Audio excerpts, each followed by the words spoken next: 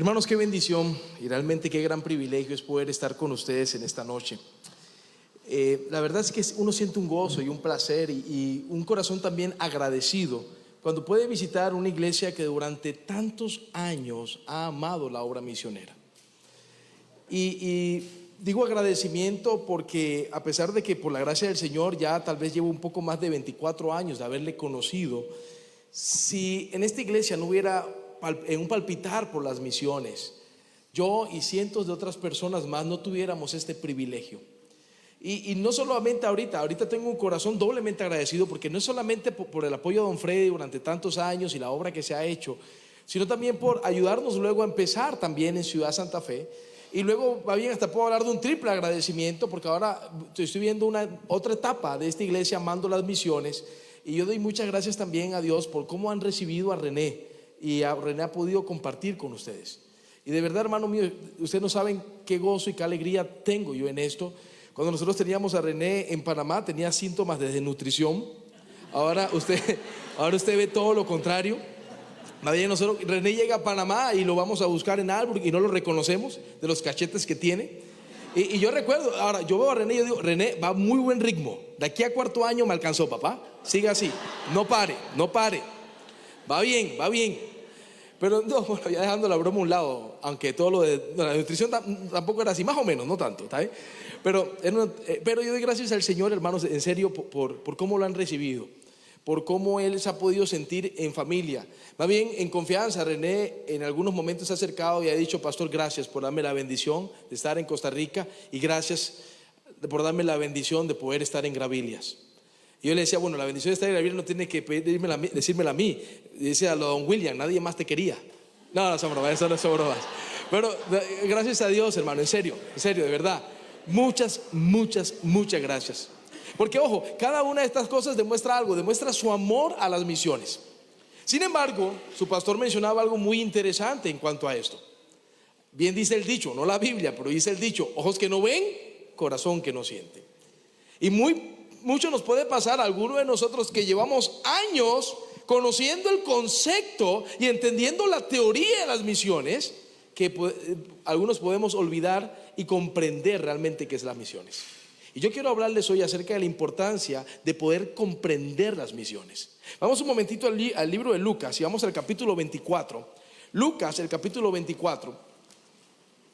Porque, hermanos, damos gracias a Dios por lo que Dios ha hecho. Cuando hablamos de la obra misionera, sinceramente yo creo que todos los que estamos aquí somos fruto de la obra misionera. Y una muestra de esto es que el evangelio no nació en San José, Costa Rica, no nació en Panamá. El evangelio nace primeramente, obviamente, en el corazón de Dios, pero geográficamente hablando, en la tierra de Israel, en Jerusalén, allá en Belén. Nace a partir de Jesús.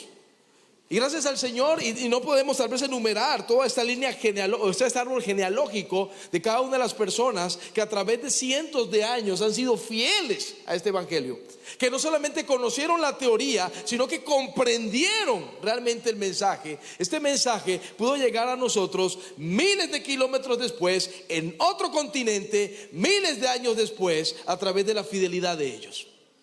Y hoy día usted y yo somos bendecidos por esto, pero yo siempre he creído algo: cuando usted tiene una bendición, tiene también una responsabilidad. Cuando tiene una bendición, tiene también una responsabilidad.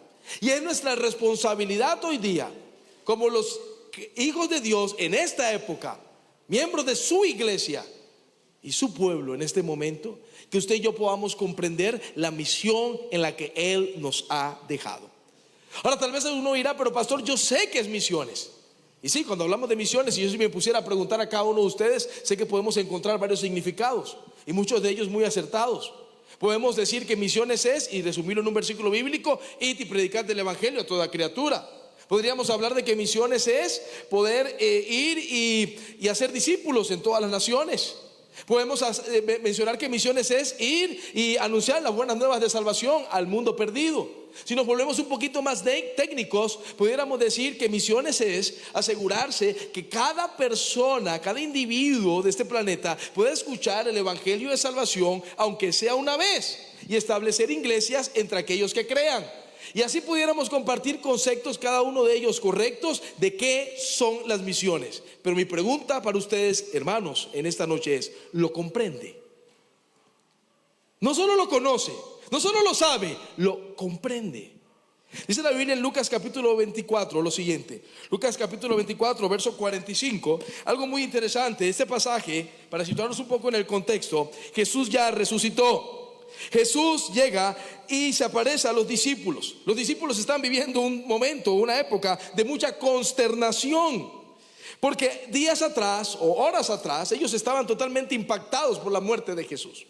Y Jesús se le aparece, habla con ellos, y en Lucas 44 dice, Lucas 44, y les dijo: estas son las palabras que os hablé estando aún con vosotros, que era necesario que se cumpliese todo lo que está escrito de mí en la ley de Moisés, en los profetas y en los salmos. Y antes de entrar al 45, hermano, yo quiero decirle con este versículo lo siguiente: qué precioso es que usted y yo podamos tener una fe que tiene raíces, una fe que es real, una fe que es auténtica, una fe, hermano mío, que es demostrable. Jesús llega y se acerca a ellos y le dice: miren, yo quiero que ustedes puedan entender muchas cosas, pero esto que yo padecí, esto que sufrí en la cruz, no fue algo que se escapó de las manos de Dios, porque nada se escapa de sus manos. Dios siempre tiene un solo plan, y es el plan A. Y aunque tal vez para usted y para mí hay circunstancias o cosas que no nos parezcan que Dios está con nosotros, hermano, nunca Dios pierde el control. Y Jesús dice: todo esto que viví, todo esto que padecí, era necesario para cumplir con la escritura, para cumplir lo que ya se había dicho. Y en el verso 45, muy importante, dice: entonces, atentos a esto, entonces les abrió el entendimiento para que comprendiesen las escrituras. Entonces les abrió el entendimiento para que comprendiesen la escritura. Cuando la Biblia nos habla aquí que abrió el entendimiento, en la palabra griega que se utiliza aquí nos habla de poder abrir completamente, abrir totalmente. Estamos hablando de que Jesús no está hablando a nuevos creyentes. Jesús está hablando con personas con las cuales Él invirtió tiempo personal con ellos, gran tiempo con ellos. Estamos hablando de sus discípulos. Estamos hablando de aquellos hombres que fueron llamados apóstoles y que tenían la responsabilidad luego de cambiar el mundo. Estamos hablando de aquellos hombres que escucharon las parábolas de Jesús y escucharon sus enseñanzas y vieron sus milagros cara a cara. Habían estado tiempo con Jesús, estaban sobrecargados de información, pero ¿saben qué era el problema? No lo habían entendido completamente. Miren, en el cristianismo hoy día tenemos mucha información. Vivimos en la época de la información. Podemos saber todos los conceptos, pero la pregunta es: ¿comprendemos? ¿Comprendemos lo que la Biblia nos dice? ¿Comprendemos el plan de Dios para nosotros? ¿Comprendemos lo que son las misiones? Jesús les abre el entendimiento para que, algo interesante, comprendiesen la escritura. Esa palabra comprender, aún en griego, nos habla acerca de poder entender, de poder captar, hasta el punto en que lo hace a uno caer en cuenta de algo, tomar conciencia clara de algo. Ellos habían escuchado, Jesús les había dicho aunque él iba a padecer, Jesús les había dicho que él iba a resucitar, que él iba a morir, que iba a resucitar. Jesús les había comentado muchas cosas, pero en ese momento ellos no habían caído en cuenta. Hermanos, es época y es tiempo de que usted y yo podamos comprender, no conocer, no solo escuchar, no solo dominar la teoría, sino comprender qué son las misiones. Y comienza diciendo en el verso 46: y les dijo: así está escrito y así fue necesario que el Cristo padeciese y resucitase de los muertos al tercer día. Hermano, misiones empieza con un mensaje. Misiones empieza con un mensaje, que es el mensaje más bello que usted y yo hayamos podido escuchar en nuestras vidas, que es el mensaje de salvación solo en Jesús. Es importante que pueda entender y pueda captar esto. En este mundo hay un sinnúmero de religiones. En este mundo hay un sinnúmero de iglesias de todos los colores, tamaños y sabores. Este mundo está surtido más que un food court en un mall. Está demasiado surtido. Usted puede seguir, entre comillas, la fe que quiera, pero dése cuenta de algo: Solo hay un camino para ir al cielo y ese camino es Jesús. ¿Entiende usted esto? Yo sé que usted y yo lo conocemos, pero lo capta, lo comprende. Lo capta y lo comprende. Solo Jesús nos lleva al cielo. Eso quiere decir lo siguiente: que si hay una persona en este mundo que rechaza a Jesús, que no quiere conocer a Jesús y que no acepta a Jesús como su Señor y Salvador, aunque tenga una vida con estándares morales y valores altos, si esa persona muere sin Cristo, no tiene oportunidad de ir al cielo. No tiene oportunidad de ir al cielo. Hermanos, aquí no hay reválida. Aquí no hay purgatorio que valga. Aquí no hay una segunda oportunidad. Nosotros tenemos oportunidades hasta que morimos. Si una persona muere por rechazar a Cristo, pero no solamente esto, si una persona muere sin haber conocido a Jesús, saben, usted y yo hemos sido bien privilegiados. ¿Saben por qué? Porque hay personas que han amado las misiones. Porque hay personas que se han entregado al evangelio. Vivimos en países donde podemos tener diferentes iglesias. Podemos vivir en medio de una sociedad donde podemos ir a una librería y escoger la Biblia del color y tamaño que queramos. Qué gran privilegio y qué gran bendición. Pero no todos los países del mundo tienen esto. No todas las personas en el mundo tienen esto. Y aunque podemos decir que hay muchas iglesias que hoy día lastimosamente están entreteniendo a la gente y no le están enseñando a la gente que solo Jesús salva. No están enseñando el verdadero evangelio que se deriva y sale de las escrituras. Hermanos, misiones es entender y captar que solo Jesús salva. Y si alguien muere sin Cristo, sea porque lo rechaza o porque nunca tuvo la oportunidad de poder escuchar de Él, va a ir al infierno por toda la eternidad. Saben, muchas veces hablamos de que qué bueno, una persona recibió a Cristo y cambió su vida. Y vemos su vida mejor y nos alegramos y gozamos por esto. Y sí, Jesús viene a cambiarle la vida aquí terrenal. Jesús quiere darle una vida diferente.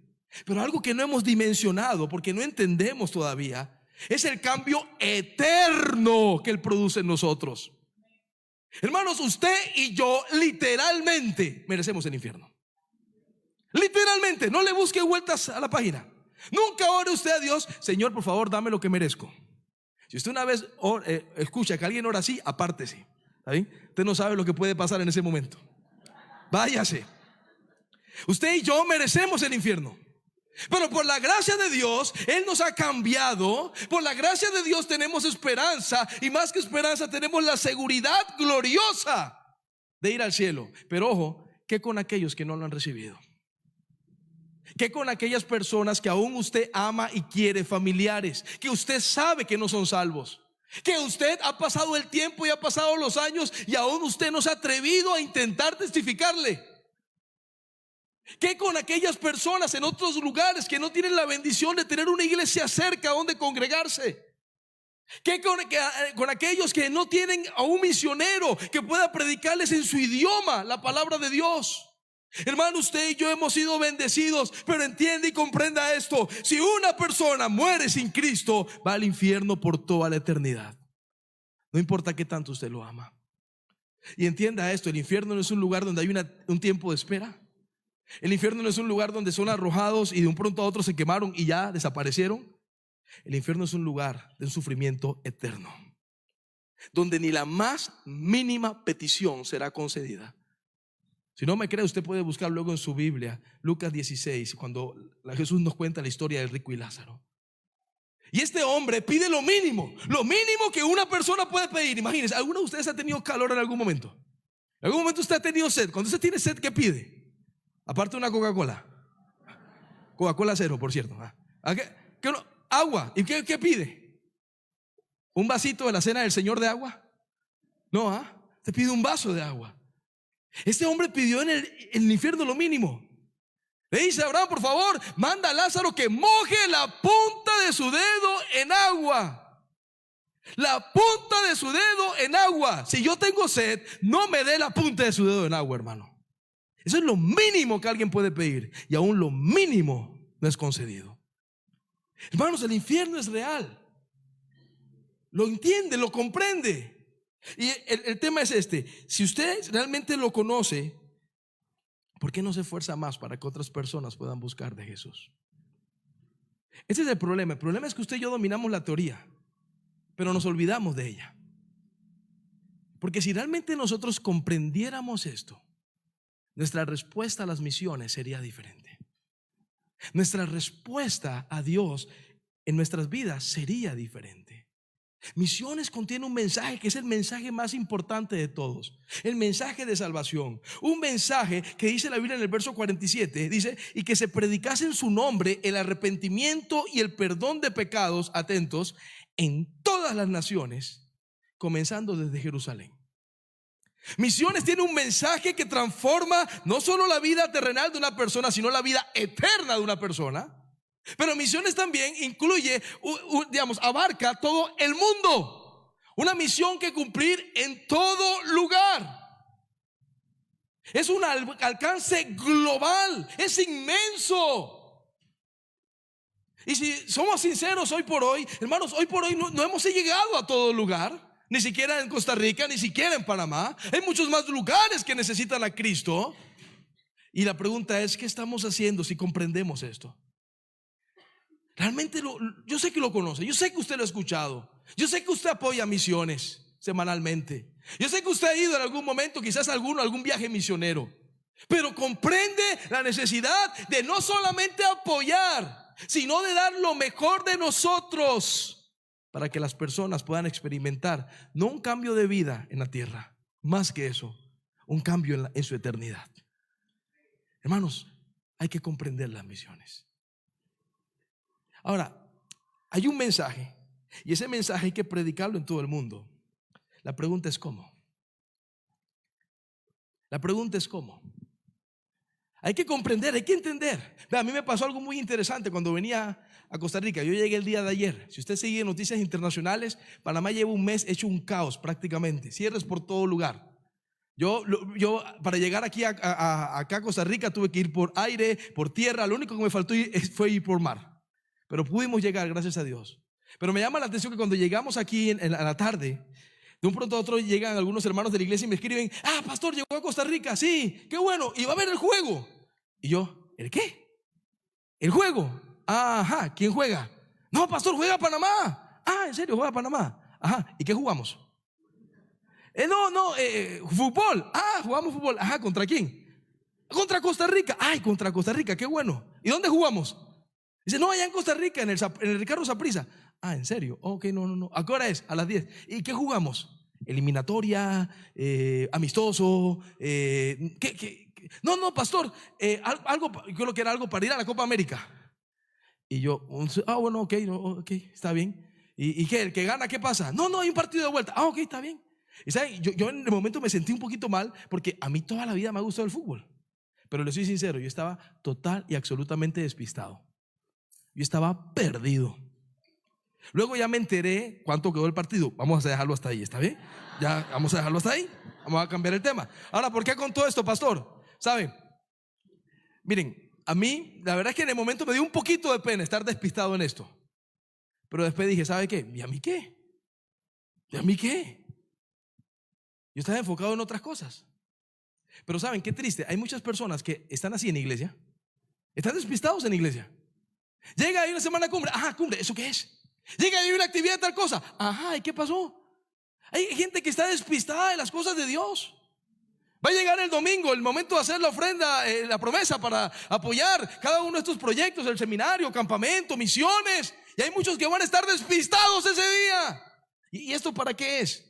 Y otro le va a decir: no, eso es para llenar unos informes, pero después te dan un reporte, así que juega vivo, no te emociones, córtale las cantidades para que no te salga tanta la deuda.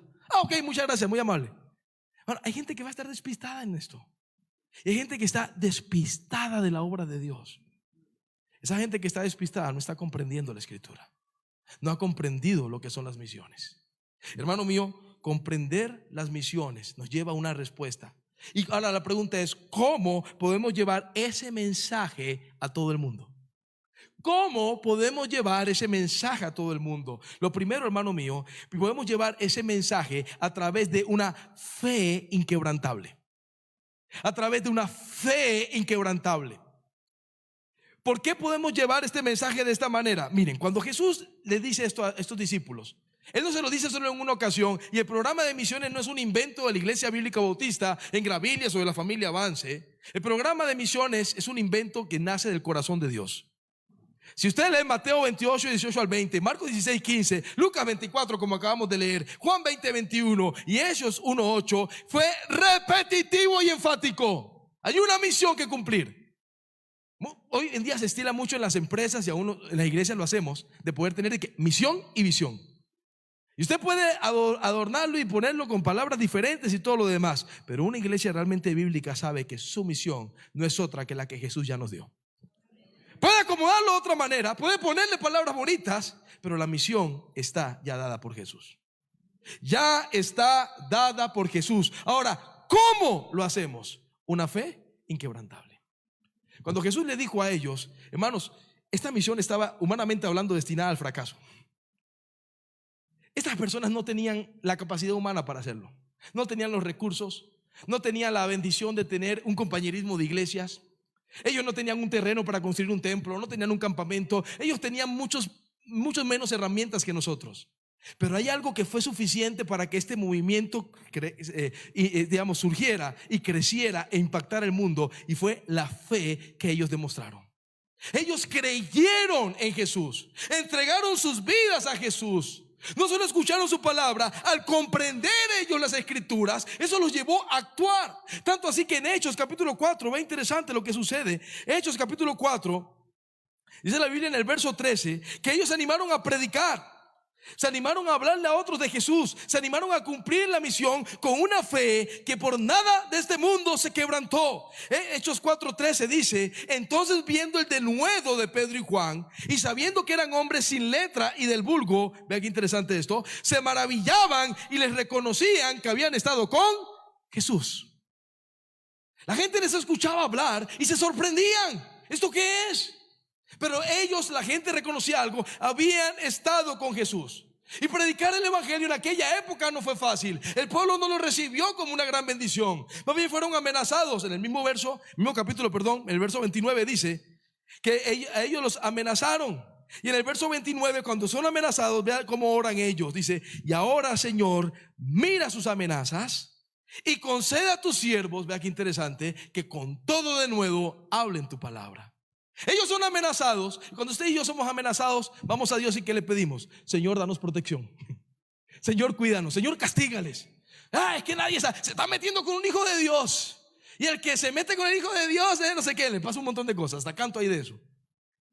Pero lo interesante, hermano mío, es que ellos no piden protección, no piden venganza. Ellos piden: Señor, en medio de las amenazas queremos seguir predicando. Danos de nuevo para poder anunciar tu palabra. Ellos entendieron, ellos comprendieron. No había algo más importante que pudieron hacer, y su fe no se quebrantó aún en medio de amenazas. Luego no solo les amenazaron, luego también dice la Biblia que los azotaron. Vea Hechos capítulo 5 verso 40. Y convinieron con él, y llamando a los apóstoles, después de azotarles, les intimaron que no hablasen en el nombre de Jesús, y los pusieron en libertad. Y ellos salieron de la presencia del concilio heridos, lastimados, amargados, con ganas de tirar todo a un lado, ¿cierto? ¿Qué sucedería si usted es azotado por predicar el evangelio, por cumplir con la misión? ¿Qué haría usted? Hay muchos que lastimosamente creo que hoy día se echarían atrás. Pero saben, ellos fueron azotados. ¿Y qué nos dice la Biblia? Ellos salieron de ahí con gozo, gozosos de haber sido tenidos por dignos de padecer afrenta por causa del nombre. Me faltaría el tiempo para seguir viendo todo el libro de Hechos.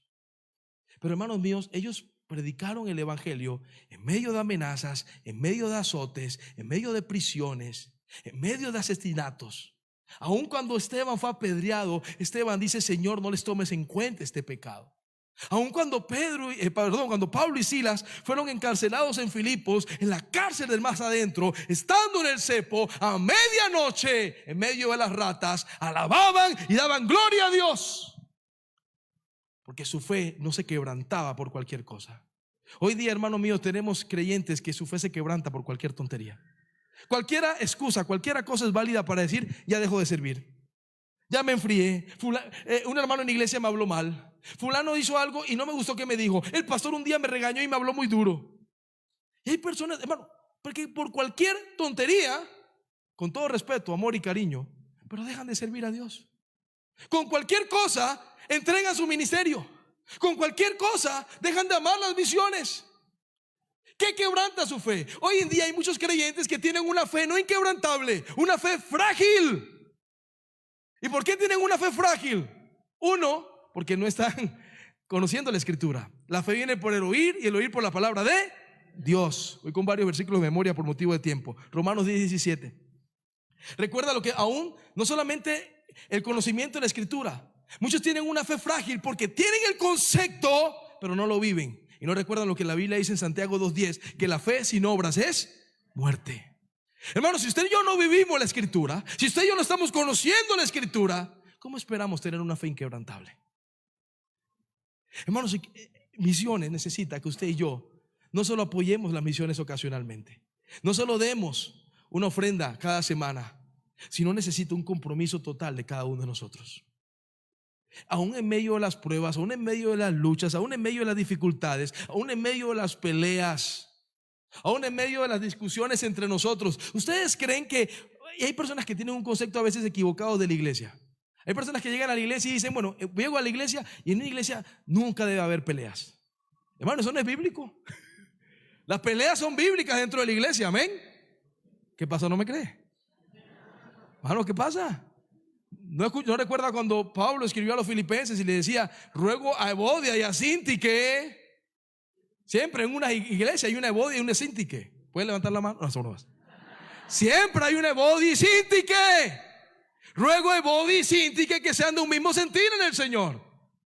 Ay, pastores, que discutimos. Hermanos, vean, en toda familia pasa esto. Aún en el liderazgo. ¿No recuerda cuando Pablo y Bernabé fueron en el primer viaje misionero con Juan Marcos? Y de un pronto Marcos, que era un chineado, se regresó. ¿Y qué sucedió? Luego el segundo viaje misionero, Bernabé quería llevarlo, claro, era su sobrino. Y Pablo dije, este no. Este no. Y fue tanta la discusión que Pablo fue por un lado y Silas por otro. Hermanos, si a ellos les pasaba, a nosotros no nos va a pasar. ¿O no ha leído usted la carta a los Gálatas cuando Pablo aún le llamaba la atención a Pedro? Hermanos, esto es bíblico, esto es ser familia. Y cuando los hermanos se pelean, ¿qué hacen? Se van y buscan otra familia. Se lo pongo en mi caso. Tengo 4 hijos, 2 bellas princesas y otros 2 varones. Tengo 4 preciosos hijos que son una bendición. Las chicas mayores tienen 8 años, el menor tiene 2. En mi casa todos los días hay pelea. Todos los días. Todos los días, siempre pasa algo. Pero saben, esos chicos se pelean, lloran y pasa aquí, pasa allá, pero ellos se aman con todo el corazón. En estos días llegaron las chicas que son las mellizas, las gemelas, llegan y están con el corazón que ellos quieren una mascota. Y mamá dice, no, la casa es muy pequeña, no podemos tener mascota. Pero lo que ellos no saben es que no importa si tenemos 10 hectáreas de terreno, mamá nunca quiere mascotas. Entonces, pero no lo saben, no le digan. El asunto es que un día ya llegan con eso que quieren una mascota, y yo llego, ¿cómo hago para quitarles esto? Y me siento y les digo, bueno chicas, hagamos algo, podemos tener 2 perros, pero esta es la condición, Nathan y Pablo se tienen que ir. No caben. Les voy a ser sincero, lo pensaron, pero al final dice, papi, pero es que ellos no son mascotas. Y yo, bueno, eso depende como tú los veas. Pero yo sí los veo mascotas. Ahora, son mascotas que hablan, pero al final una decidió quedarse con ellos, la otra no. Pero bueno, eso es parte de una familia. Pero lo que voy, hermanos, somos familia. Vamos a tener, ¿y qué hacemos si nos peleamos con un hermano en la iglesia? Nos perdonamos y seguimos adelante. Amén. Y si volvemos a pelear, vale, nos perdonamos y seguimos adelante. Así seguimos, somos familia. Pero hay gente que quiere cambiar de familia por cualquier cosa y no tienen una fe inquebrantable. Si no podemos tan solo hacer eso, ¿cómo vamos a tener un compromiso supremo hacia las misiones? Una fe a prueba de balas, una fe a prueba de todo. Algo que diga, ¿sabe qué? Nada ni nadie me va a separar de Cristo. Nada ni nadie me va a separar de mi ministerio. ¿No fue lo que Pablo dijo en Hechos 20:24? Pero en ninguna cosa hago caso, ni estimo preciosa mi vida para mí mismo, con tal que acabe mi carrera con gozo y el ministerio que recibí del Señor Jesús. Si alguien tenía excusas válidas para decir, ya yo no quiero ser misionero, era Pablo.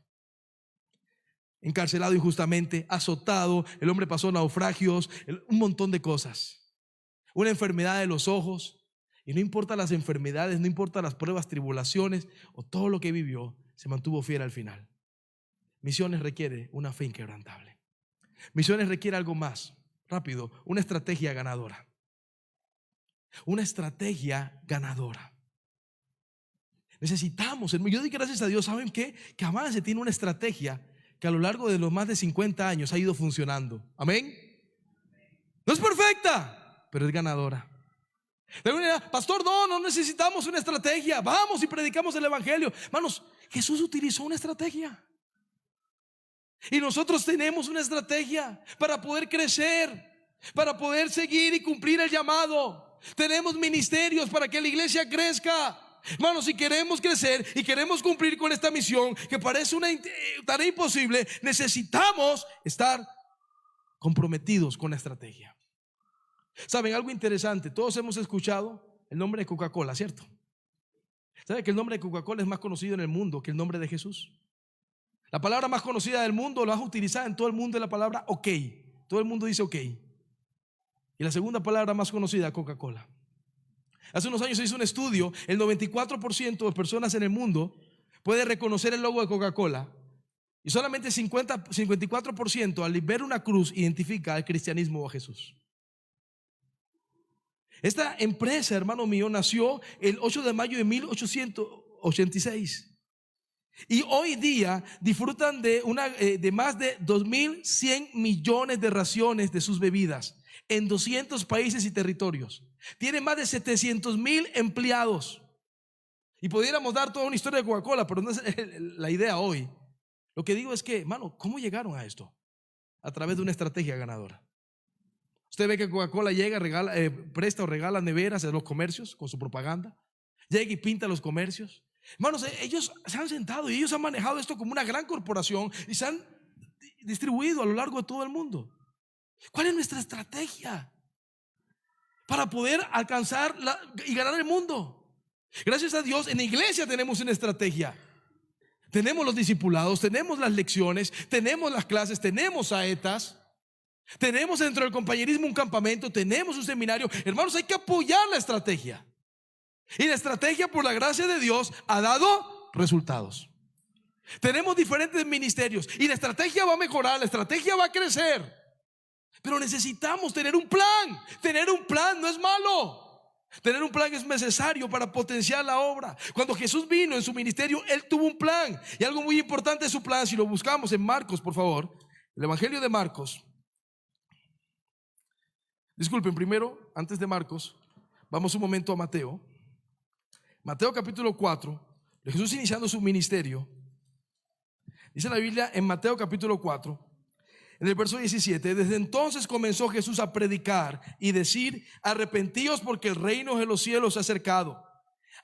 Vea, Jesús comienza su estrategia y su estrategia es predicar el mensaje, predicar el evangelio. Pero vea que sigue la estrategia. Dice: andando Jesús junto al mar de Galilea, vio a dos hermanos, Simón llamado Pedro y Andrés su hermano, que echaban la red en el mar porque eran pescadores. Y les dijo: venid en pos de mí y os haré pescadores de hombres. Ellos entonces, dejando al instante las redes, le siguieron.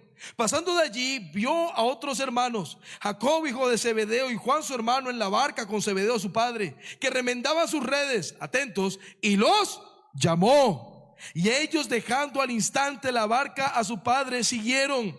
Luego en el Evangelio de Marcos, podemos buscarlo por favor, Marcos capítulo 2. Marcos capítulo 2 en el verso 13 dice: después volvió a salir al mar y enseñaba, y la gente venía a él. Y al pasar vio a Leví hijo de Alfeo sentado en el banco de los tributos públicos y le dijo: sígueme. Y levantándose le siguió. Y Marcos 3:13 dice: después subió al monte y llamó así a los que él quiso, y vinieron a él, y estableció a 12 para que estuviesen con él y para enviarlos a predicar. Jesús no solamente vino a predicar el evangelio a ver qué pasaba. Jesús vino a predicar el evangelio, Pero el tiempo que él estuvo aquí, en su ministerio, él lo dedicó también, atentos, a llamar, entrenar y capacitar obreros. Y yo creo algo, hermano mío, yo creo en las estrategias ganadoras, y la estrategia de Jesús fue ganadora. Yo creo algo, Jesús hoy día sigue llamando gente. Está en su corazón. Conocemos, pero comprendemos Mateo 9:38, cuando dice: rogad pues al Señor de la mies que envíe obreros a su mies. Yo sé que lo conocemos, pero lo comprendemos. La importancia de que haya personas que sean llamadas por Dios para poder entrar a su obra y poder cumplir con las misiones, entregándole a Cristo lo mismo que Él le entregó a ellos, y que fue su vida. Hermanos, yo creo que en una iglesia tan grande Dios va a estar llamando gente también. Pero también creo algo, hoy día hay muchos creyentes que tenemos la actitud de Jonás. Dios nos llama y nosotros queremos ir en otra dirección. Dios nos llama a Nínive y nosotros queremos ir a Jope. Y aquellos que fueron llamados por Dios a hacer una bendición, al irse fuera de su voluntad, se convierten en maldición para otros. Jonás fue llamado por Dios a hacer una bendición en Nínive, pero él escogió irse a Jope, entrando en un barco, y se convirtió en maldición para todos los de la nave. Hermanos, Jesús está llamando gente. Pero saben que yo también creo, hoy día hemos visto el llamado nosotros como algo muy místico. Esperamos una señal de Dios tan especial, que si de un pronto a otro llega Saturno y se alinea con Mercurio, y si Marte pasa entre la Tierra y el Sol, y ese mismo día hay un eclipse lunar y eclipse solar, y si de feria ese año la liga es campeón, voy a entrar al ministerio. Hermanos, eso no va a pasar.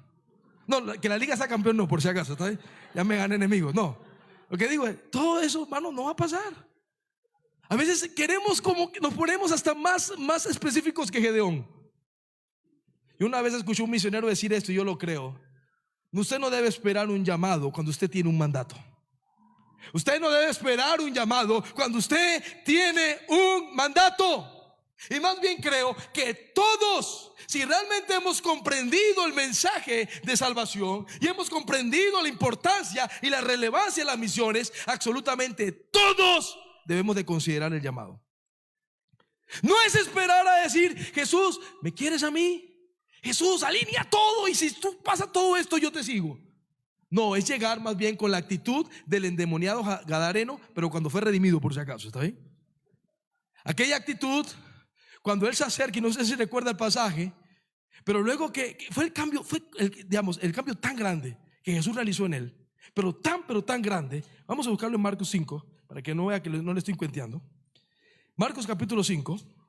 Fue el cambio tan grande, que este hombre entendió, este hombre captó. ¿Y saben qué quería este hombre? Este hombre quería seguir a Jesús.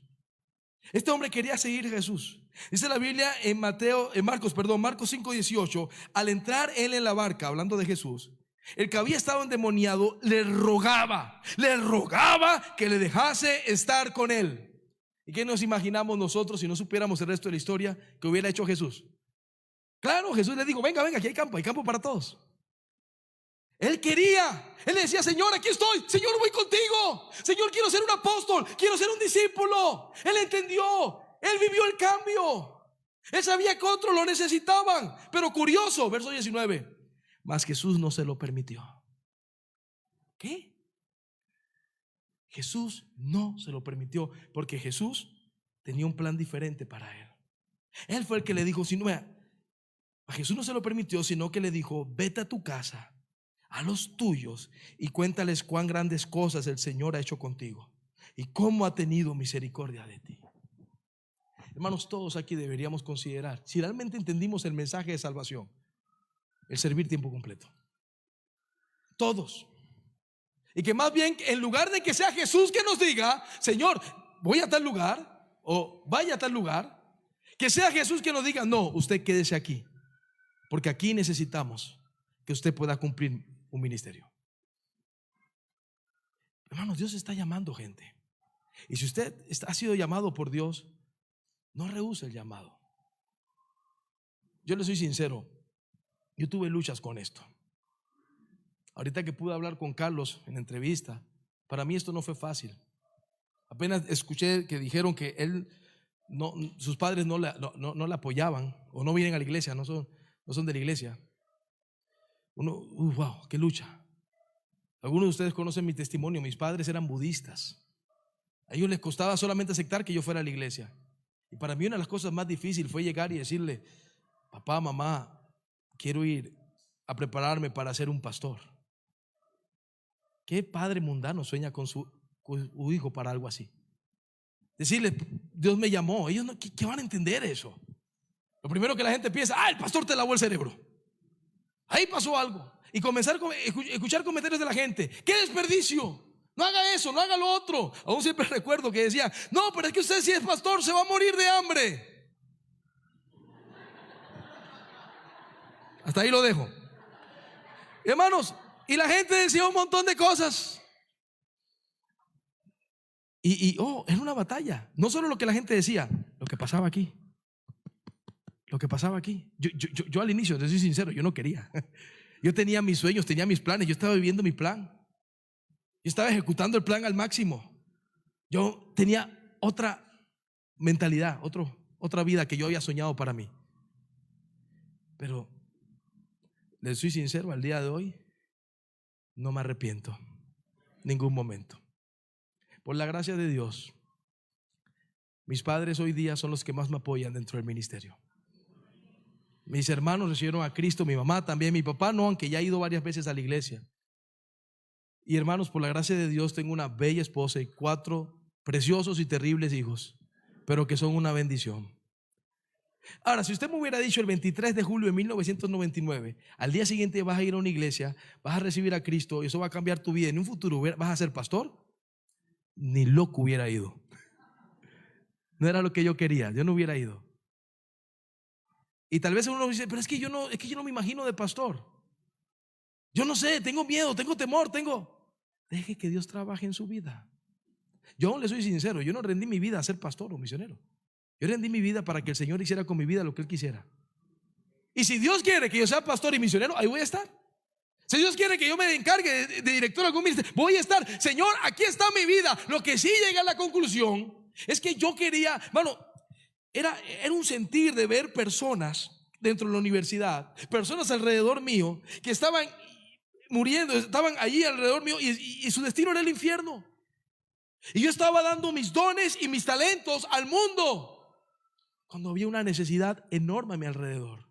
Fue una carga que sufrí por años, pero luego que me entregué al Señor por su gracia, digo que vale la pena obedecerle a Él. Y estrategias ganadoras funcionan. Jesús sigue llamando gente. Jesús sigue llamando gente. Y ya para terminar, las misiones, comprender las misiones es entender el mensaje.